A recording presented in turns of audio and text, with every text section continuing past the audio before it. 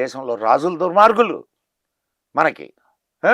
దోచుకోవడానికి వచ్చినటువంటి తురకలు మాత్రం గొప్ప సంస్కృతిని మనకిచ్చారు. నేను అప్పుడప్పుడు వింటుంటా. ఏమిచ్చారయ్యా వాళ్ళు అంటే, బిర్యానీ ఇచ్చారు కదండీ! నిజమే కదా సార్. ఆ! బిర్యానీ అయితే ఇచ్చారు కదా! ఇచ్చారా? ఎక్కడి నుంచి వచ్చారు సార్ వాళ్ళు? ఎక్కడి నుంచి వచ్చారు చెప్పండి నాకు కొంచెం. చెప్పండి సార్. ఎడారి ప్రాంతాల నుంచి వచ్చారు. అవును. ఎడారిలో బియ్యం పండుతాయా? అవును కదా! ఆ! పండవు కదా సార్. పండవు కదా! పోనీ సుగంధ ద్రవ్యాలు పండుతాయా? ఆహా! బిర్యానీ దేంతో అవకాశమే తయారు లేదు. చేస్తారు? బియ్యముతోను సుగంధ ద్రవ్యాలు ఇవన్నీ వాడే కదా వాడేది. అంటే ఇండియాలోనే అది చేసింది. పేరు వాళ్ళు కొట్టేశారు.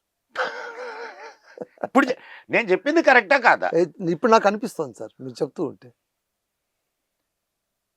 అదేదో ఆహ్, ఎక్కడి నుంచో మనం ఇంపోర్ట్ చేసుకున్నట్టు మన ఫీలింగు. హ్మ్. సార్ వాళ్ళకి తినడానికి తిండి లేక ఇక్కడికి ఇక దోపిడీకొచ్చారు సార్. ఈ దేశాన్ని దోచుకోవడానికి వచ్చారు. తినడానికి తిండి ఈ రోజు కూడా నువ్వు బియ్యం ఆపేస్తే నీళ్ళకి చస్తారు. ఇప్పుడు బంగ్లాదేశ్ పరిస్థితి ఏంది? పాకిస్తాన్ పరిస్థితి ఏంది? మొన్న ఒక సమయంలో ఇక్కడి నుంచి ఉత్పత్తుల్ని పంపించడం ఆపేశారు మా గవర్నమెంటు.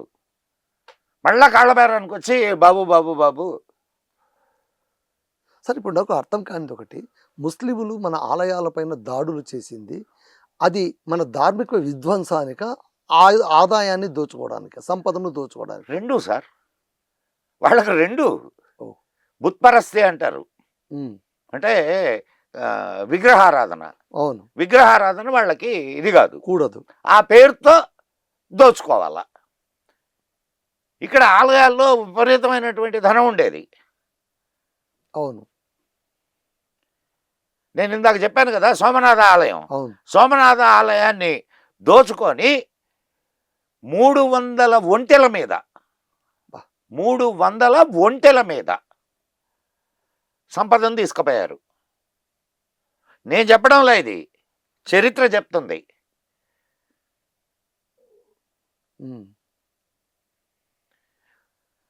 సార్ ప్రతి ఆలయం, సార్ ఆలయం అనగానే మీరేమనుకుంటున్నారంటే, అంటే ఈరోజు ఆ పరిస్థితి ఏర్పడింది మనకి. పొయ్యి దండం పెట్టుకొని ఏదో అనుకొని వచ్చేస్తాం.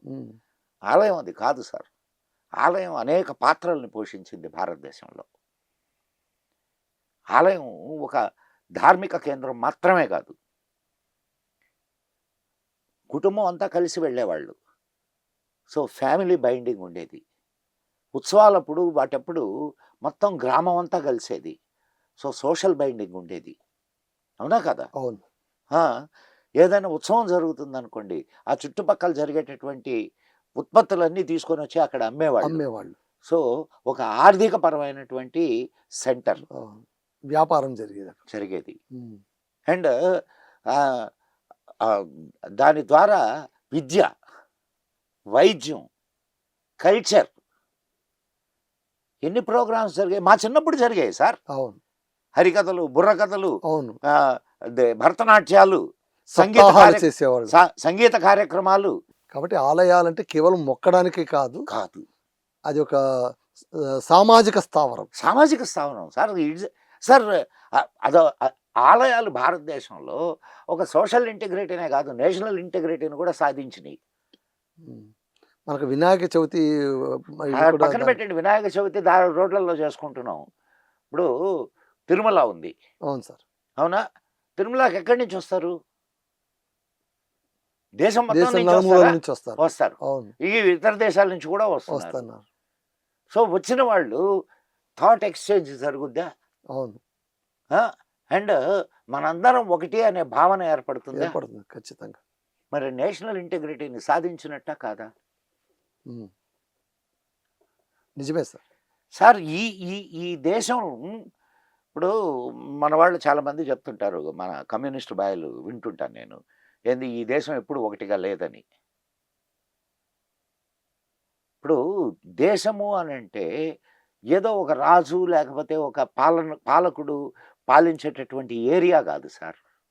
సంస్కృతి, సాంప్రదాయం. మీరు కన్యాకుమారి నుంచి తీసుకుంటే కాశ్మీరం వరకు ఒకే రకమైనటువంటి సంస్కృతి. అవునా కాదా? అవును వేష భాషలు వేరు కావచ్చు. అవును భిన్నత్వంలో ఏకత్వం. ఇప్పుడు నేను రోజు ఇంట్లో సంకల్పం చేసుకుంటాను. సంకల్పం చేసుకునేటప్పుడు ఏం చెప్తాను? సంకల్పంలో నేనున్న ప్రదేశాన్ని చెప్తాను. అడ్రసింగ్ ది ఆ, ప్లేస్. ప్లేస్ భరతవర్షే సమయాన్ని భరతఖండే అని చెప్పుకుంటాం. భరతవర్షే భరతఖండే మేరోహ దక్షిణ దిగ్భాగే శ్రీశైలస్య వాయువ్య ప్రదేశే వాయువ్య కృష్ణా కావేర్య మధ్యప్రదేశే భాగ్యనగరే మమ వసతు గృహే అని నేనున్న ప్లేస్ అని చెప్పుకుంటాను. తర్వాత ఇదే సంకల్పం కాశ్మీర్లో ఉండేవాడు కూడా చేస్తాడు. చెప్తాడు ఆయన ప్రాంతాన్ని ఆయన చెప్తాడు. ప్రాంతాన్ని చెప్పుకుంటాడు. సమయాన్ని కూడా చెప్పుకుంటాం మనం. అవును సో ఇవన్నీ మీకు భిన్నాలుగా కనిపించిన అండర్లైన్గా ఒక థ్రెడ్ వీటన్నిటిని కలిపి ఉంచడం మీకు కనిపించడం లేదా? Correct sir. ఒక ఏకసూత్ర కనిపిస్తుంది. కనిపిస్తుంది కదా. అవి సాధించినాయి సార్ ఆలయాలు. సంస్కృతి దాన్ని సాధించింది. ఈ దేశం అంతా ఒక్కటే అనే దాన్ని సాధించింది.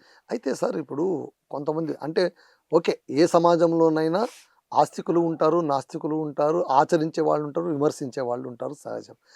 కొంతమంది అంటున్న మాట ఏంటంటే హిందువులకు దేవుళ్ళ సంఖ్య ఎక్కువ, ఉన్నాయండి. 3 కోట్ల మంది దేవుళ్ళు ఉన్నాయండి. అవసరమా, ఉండండి. ఎందుకు ఇంతమంది దేవుళ్ళు, వాళ్ళ బలహీనతకి ఇదేమన్నా ప్రతీకనా అని అంటున్నారు. అది బలహీనత కావచ్చు, స్ట్రెంగ్త్ కావచ్చు. ఉమ్. అదే స్ట్రెంగ్త్ కూడా. ఇన్ని సంవత్సరాలు అది బ్రతికుండడానికి ఇక్కడ ఉండేటటువంటి ఇక్కడికి విదేశాల నుంచి తీసుకురాబడ్డటువంటి వాళ్ళు బతికి ఉండడానికి, మీరు బాగా గట్టిగా చెప్తున్నా, ఇది విదేశాల నుంచి దేవుళ్ళని తీసుకొని వచ్చి ఈ దేశంలోకి దింపారు కదా, వాళ్ళు బతికి ఉండడానికి కారణం కూడా ఈ విశాలత్వమే. టాలరెన్స్. టాలరెన్స్ కాదు, అది విశాలత్వం. టాలరెన్స్ అంటే మళ్ళా పరమత సహనం అది. సహనం కాదది. ఈ ధర్మంలో ఉన్న విశాలత్వం.